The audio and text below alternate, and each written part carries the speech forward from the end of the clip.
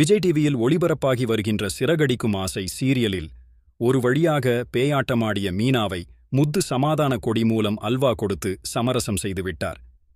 பிறகு அவர்களுக்குள் இருக்கும் ஒரு தனி அறையில் சென்று இருவரும் அல்வாவை ஊட்டி ரொமான்ஸ் பண்ண ஆரம்பித்து விட்டார்கள்.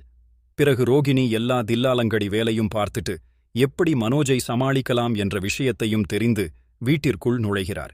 அதன்படி மனோஜ் ரோகிணியே சந்தேகப்பட்டு, என்னிடம் பொய் சொல்லிவிட்டு எங்கே போனாய்?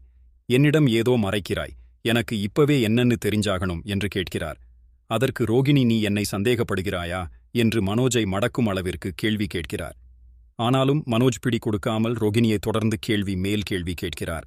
பிறகு மனோஜின் வீக்னஸ் பாயிண்டான ஜோசியர் நம்பிக்கை என சொல்லி, கருங்காலி மாலை உனக்காகத்தான் வாங்க நான் ஜோசியரை பார்க்கப் போனேன், சர்ப்ரைஸா கொடுக்கலாம் என்பதற்காகத்தான் நான் உன்னிடம் பொய் சொல்லிட்டு போனேன் என்று கருங்காலி மாலையை காட்டுகிறார். உடனே மனோஜ், உனக்குதான்